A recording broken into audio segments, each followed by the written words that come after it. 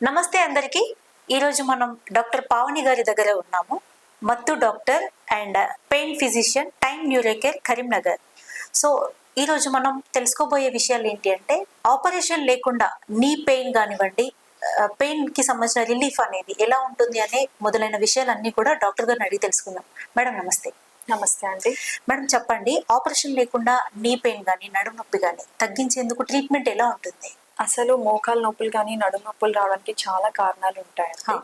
అవి మనం first stage లోనే మనం కొన్ని ప్రోటోకాల్స్ వాడితే అవి డీజనరేట్ కాకుండా ఉంటాయి. Okay.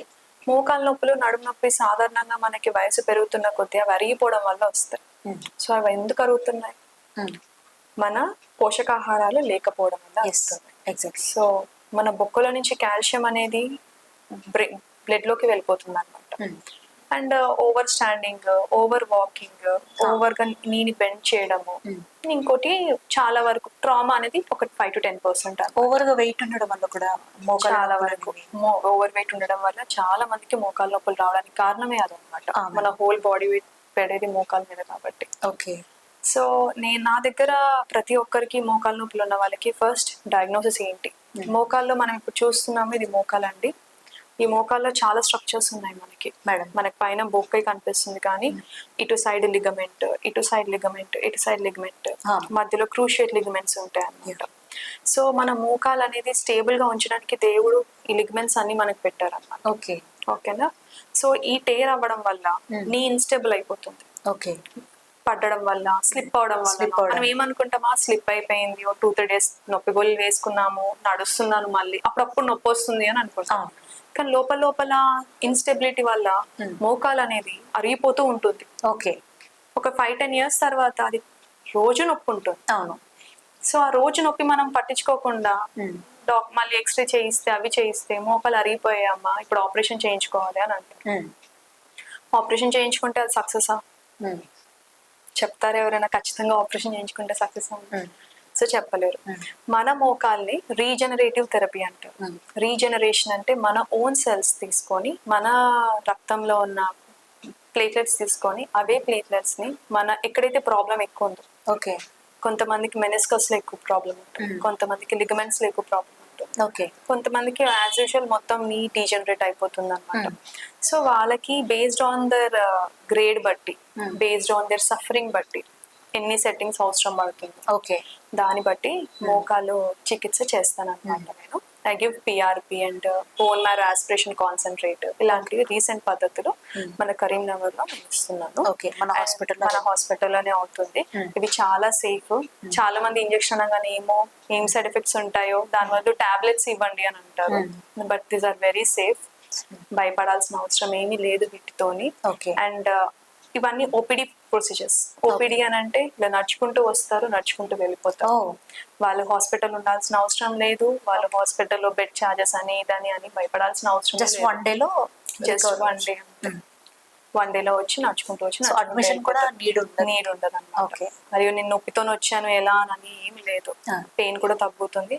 On the same day వాళ్ళ ఇంటికి వెళ్ళిపోతారు. But according to guide lines ప్రకారం మీరు అన్నట్టు ఓవర్ వెయిట్ అనేది వెయిట్ కూడా, నేను ఒక ఇంజెక్షన్ ఇచ్చేసాను నొప్పి తగ్గిపోవాలి అని కాదనమాట. మన లైఫ్ స్టైల్లో వెయిట్ లాస్ అవ్వాలి. అండ్ నీ ఫిజియోథెరపీ అంటారు అనమాట. సో నీ ఫిజియోథెరపీ వల్ల ఈ టెండాన్స్, లిగమెంట్స్ అన్ని గట్టి పడతాయి. మనం జిమ్ కి వెళ్తారు అబ్బాయిలందరూ, జిమ్ కి వెళ్ళి వాళ్ళు ఎక్సర్సైజ్ చేస్తే వాళ్ళ బైసెప్స్, ట్రైసెప్స్ అవి గట్టి పడుతున్నాయి. సేమ్ వే మోకాలు ఎక్సర్సైజ్ చేస్తే మన మోకాలు కండరాలు కానీ, మన మోకాలు టెండాన్స్ కానీ అవి గట్టిపడ్డాయి అనుకోండి, మన వెయిట్ కూడా అవి షేర్ చేస్తాయి. So as such bone degeneration అనేది తగ్గుద్ది అనమాట. దీని వల్ల మన ఉన్న మోకాల్ని ఎలా బెటర్ చేసుకోవాలో తెలుసుకొని నీ రిప్లేస్మెంట్ అవ్వచ్చు. ఫ్యూచర్ లో అంటే మళ్ళీ రిపీట్ అయ్యే అవకాశం ఉంటుందా మేడం? మళ్ళీ అవసరం పడితే ఇది వెరీ సేఫ్ కాబట్టి we can even take the repeat injection. Problem ఏమీ లేదు. సో అంటే ఎంత గ్యాప్ ఉండాలి?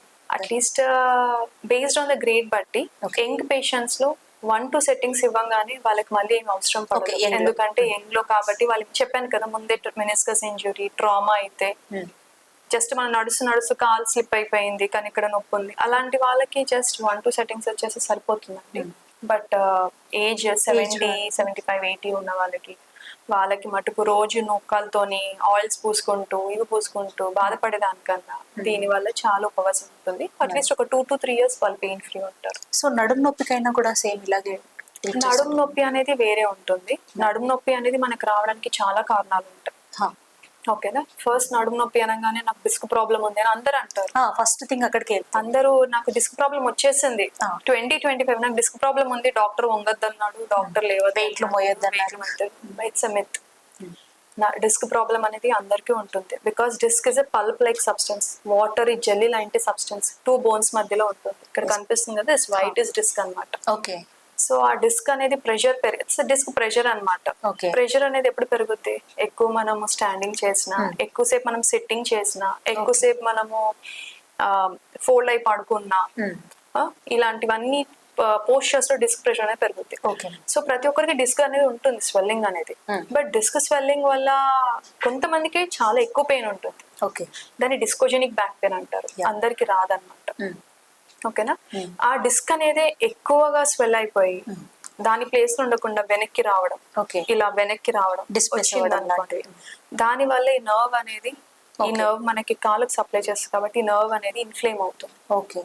సో దాని వల్ల మనం ఏం చదువుతుంది, దీని వల్ల nerve pain, tingling sensation, numbness, కాలు లేపలేకపోవడం, అలాంటివి ప్రాబ్లమ్స్ ఫేస్ చేస్తుంటారు అనమాట పేషెంట్స్. దీన్ని ఇంకా అలానే వదిలేసాం అనుకోండి, ఈ నర్వ్ అప్పుడు ఆ లాస్ట్ స్టేజ్ లో మనకి ఆపరేషన్ అనేది అవసరం. బట్ ఇలా ఉన్న దానికి డిస్క్ వరకు ఫస్ట్ ఎందుకు వెళ్ళింది పెయిన్, ఈ డిస్క్ కు ముందు మనకి చాలా మజిల్స్ ఉంటాయి. ఆ మజిల్స్ అన్ని ప్రొటెక్ట్ చేయకుండా వై డిస్క్ ఇన్వాల్వ్ అయింది అని అంటే, బికాస్ ఆఫ్ ఇది కూడా మిత్. డిస్క్ పెయిన్ రాగానే బెడ్ రెస్ట్ ఇస్తారు, అసలు బెడ్ రెస్ట్ ఇవ్వకూడదు. డిస్క్ పెయిన్ వచ్చిన తర్వాత just 2 to 3 days bed rest సరిపోతుంది. దాని తర్వాత నార్మల్ యాక్టివిటీ చేసుకోవచ్చు. అండ్ బ్యాక్ ఫిజియోథెరపీ ఉంటుంది. సేమ్ నీకు ఎలా అయితే చెప్పానో టెండాన్స్, లిగ్మెంట్స్ ఉంటాయో, ఈ బ్యాక్ ఫిజియోథెరపీ వల్ల బ్యాక్ మజిల్స్ కూడా మనం స్ట్రెంగ్తన్ చేసుకోవాలి. చాలా లీస్ట్ గా యూజ్ చేసేది బ్యాక్ కాబట్టి బ్యాక్ లో మన బ్యాక్ మజిల్స్ కూడా వీక్ ఉంటాయి. సో అందుకని డిస్క్ ఇన్వాల్వ్ అవుతుంది. అంటే ఈ సమస్యను డయాగ్నోస్ చేయడం ఎలా మేడం? అంటే ఎక్స్రేస్, స్కానింగ్స్ ఎలా? నేను క్లినికల్ ఎగ్జామినేషన్ చేస్తాను. నా క్లినికల్ ఎగ్జామినేషన్ ప్రకారం అండ్ ఎంఆర్ఐ ఆల్సో. ఎంఆర్ఐ లో బట్టి తీవ్రత బట్టి ఎక్కడ ఏ నరం అయితే ఇంప్రూవ్ అవుతుందో ఆ నరం దగ్గర ఇంజెక్షన్ ఇస్తాను. If this nerve route is involving, I do my procedure over the nerve route. So nerve route pain అనేది తగ్గుతుంది. He can do the exercises and operation avoid చేయొచ్చు. ఆపరేషన్ లేకుండా చేసుకోవచ్చు. అట్లాగే షోల్డర్ పెయిన్ కి కూడా చాలా మందికి ఈ పెయిన్ ఉంది, ఇక్కడ పెయిన్ ఉంది అంటూ సడన్ గా ఏక్స్ వస్తూ ఉంటాయి కదా అక్కడ. సో దానికి రీజన్స్ ఏముంటాయి? షోల్డర్ వచ్చేసి చాలా మంది నెలల తరబడి బాధపడతారు. నా దగ్గరకు వచ్చే వాళ్ళందరూ 2 months నుంచి ఉంది మేడం, 3 months నుంచి ఉంది మేడం, చేయలేవట్లేదు, అది చాలా పెద్ద ప్రాబ్లం ఉంటుంది. నాకు జడేసుకోవడానికి రావట్లేదు, భయం అవుతుంది, ఇలానే ఉంటే నాకు ఎవరు చేస్తారు అని ఇలా బాధపడుతుంటారు. సో షోల్డర్ లో ఎక్కువ జాయింట్ అరిగిపోవడం అనేది చాలా తక్కువ అన్నమాట. షోల్డర్ కి టెండాన్స్ ఉంటాయి అన్నమాట. ఇప్పుడు మన మోకాళ్ళు ఏమంటాం, జాయింట్ అరిగిపోయింది కాబట్టి ఉంటుంది. షోల్డర్ వచ్చేసరికి హెడ్ అనేది చాలా పెద్దగా ఉంటుంది, గ్లీనాయిడ్ క్యావిటీ అనేది చాలా చిన్నగా ఉంటుంది. సో హెడ్ ఊరికనే ఇటు ఇటు యాంటీరియర్ కాకుండా చాలా టెండాన్స్ ఉంటాయి. సో ప్లస్ రొటేటరీ కఫ్ అంటారు వాటిని. రొటేటరీ కఫ్ అంటే rotation, shoulder is the highest mobile అన్నమాట. అది 180 degrees వరకు తిరుగుతుంది మనకి. సో ఆ రొటేటరీ కఫ్ టెండాన్స్ ఉంటాయి అన్నమాట. సో అవి ఆ రొటేటరీ కఫ్ టెండాన్స్ మనం సడన్ గా వెయిట్ లిఫ్ట్ చేసినప్పుడు, సడన్ గా మనము ఓవర్ యూస్ చేసినప్పుడు అవి చినిగిపోయే అవకాశాలు ఉంటాయి. వాటిని టేర్స్ అంటారు. Supraspinatus tear, subscapularis tear, biceps tendon tear అని చెప్పి.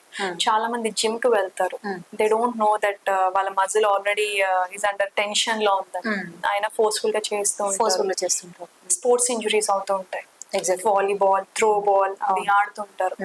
సో దే డోంట్ నో అన్నమాట, this might happen to me అని కొంచెం నెగ్లెక్ట్ చేస్తారు.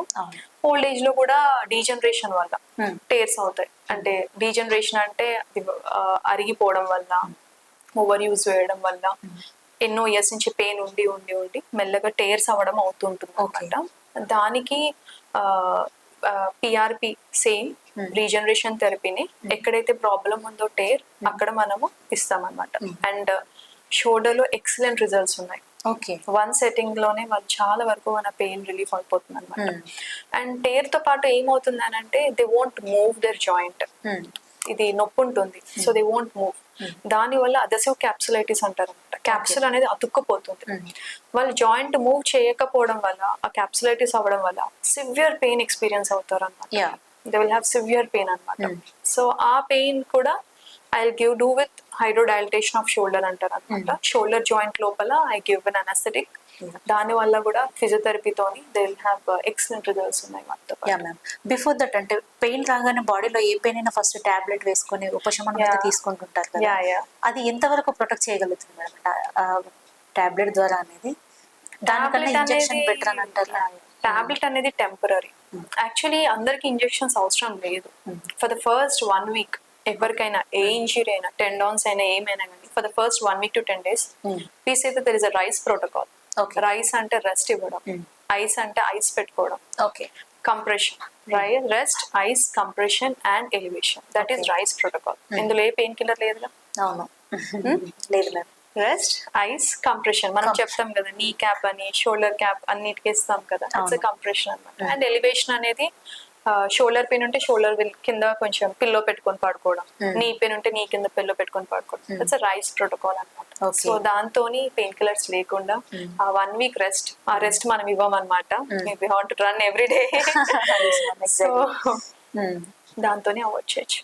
సో యాంకిల్ పెయిన్ కూడా ఇలాగే ఉంటుందా మేడం ట్రీట్మెంట్ దానికి? Yeah, ankle pain and wrist pain చాలా కారణాలు ఉంటాయండి.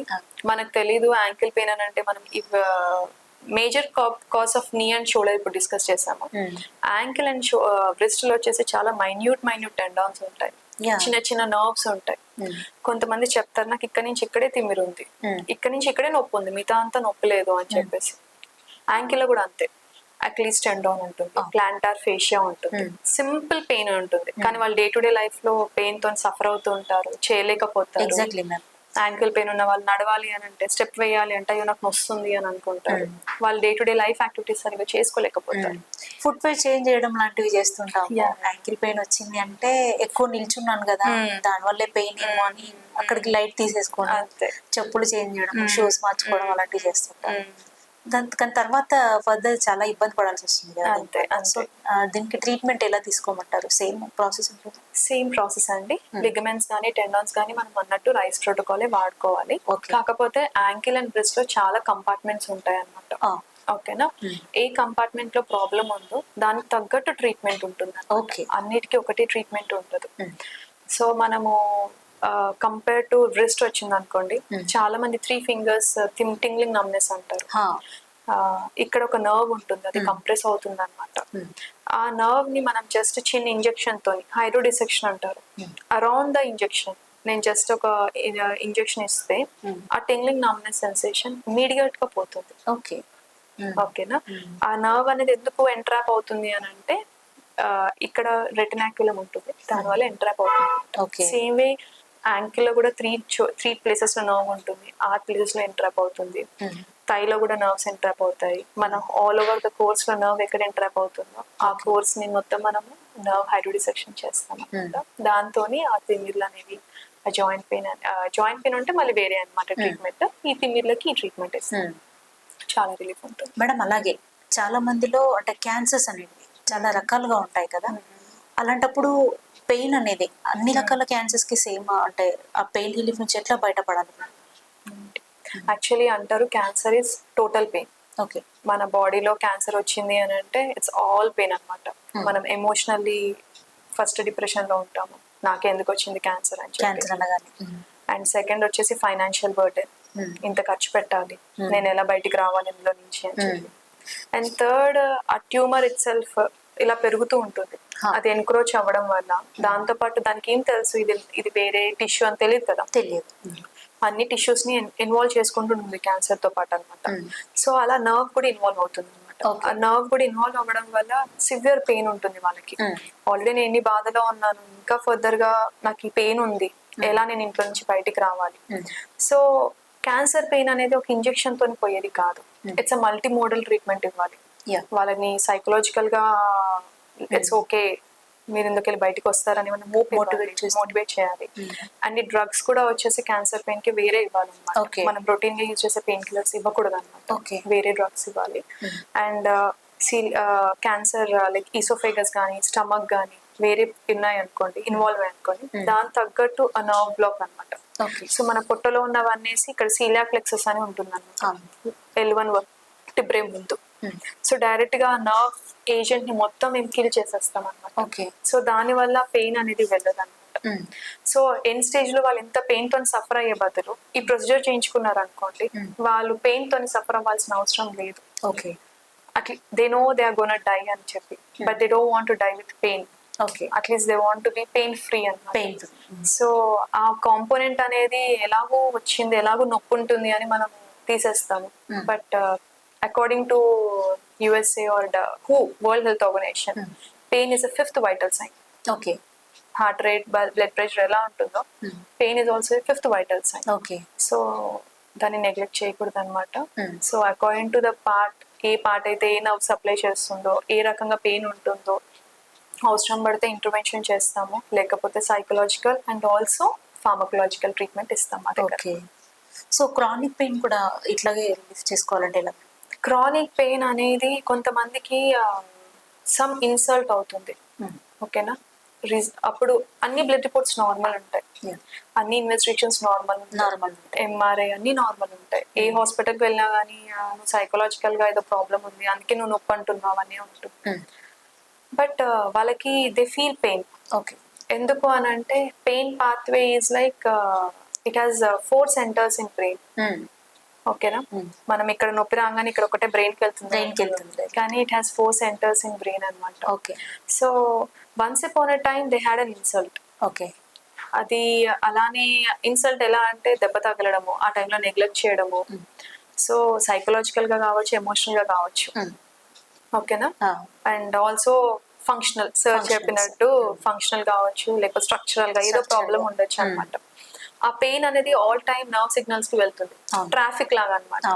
ఆల్ టైమ్ ట్రాఫిక్ సిగ్నల్ ఒకటే రూట్ ఉంటుంది. మనకి ఇక్కడ నుంచి మంచిర్యాల చౌరస్ ఫుల్ ట్రాఫిక్ ఏరియా. సడన్ గా ట్రాఫిక్ ఆపేస్తే పోతుందా పెయిన్? పోదన్నమాట. సో ఆ ట్రాఫిక్ అనేది ఆల్ టైమ్ వెళ్ళి వెళ్ళి వెళ్ళి ఇన్వెస్టిగేషన్స్ చేస్తా అని నార్మల్ ఉంటాయి. అప్పుడు ప్రాబ్లం ఉంది, అది హీల్ అయిపోయింది. కానీ బ్రెయిన్ కి మటుకు సిగ్నల్స్ వెళ్తూనే ఉంటాయి, నీకు పెయిన్ ఉంది, నీకు పెయిన్ ఉంది అని చెప్పేసి. సో దాని వల్ల వాళ్ళు అన్ని చోట్ల తిరుగుతారు, వాళ్ళకి ఏం టాబ్లెట్స్ ఇచ్చినా గానీ వాళ్ళకి ఏం పని చేయదు. సో దీనికి వాళ్ళకి కొన్ని థెరపీస్ ఉంటాయి, అవి నేను గైడ్ చేస్తాను. సో దాని వల్ల క్రోనిక్ పెయిన్ కూడా తక్కువ చేసుకోవచ్చు. ఓకే మ్యామ్, చాలా బాగా చెప్పారు మేడం. అంటే పెయిన్ రిలీఫ్ నుంచి ముందుగానే, అంటే ఇంకా చెప్పాలి అంటే క్యాన్సర్ పేషెంట్స్ ఎలాగో చనిపోతారు అన్న విషయం తెలుసు, పెయిన్ తో చనిపోవడం. సో అది బెటర్ అని చెప్పి చాలా బాగా చెప్పారు మేడం. సో అంటే ఈ అన్ని రకాల పెయిన్స్ కి కూడా మన దగ్గర ఇంజెక్షన్ అనేది అవైలబుల్ ఉంటాయి, ఎప్పుడు ఉంటాయి. సో అదనమాట, విన్నారు కదా. Time neuro care pain clinic Karimnagar doctor Pavani గారు ఇంత మంచి ట్రీట్మెంట్ ని అందుబాటులో మనందరి కోసం ఉంచారు అని తెలియజేయడానికి చాలా హ్యాపీగా ఫీల్ అవుతున్నాము. సో మీలో ఎవరికైనా ఇలాంటి సమస్యలు ఉంటే కనుక తప్పకుండా సంప్రదించండి. Thank you all. Thank you ma'am. Thank you so much. Thank you.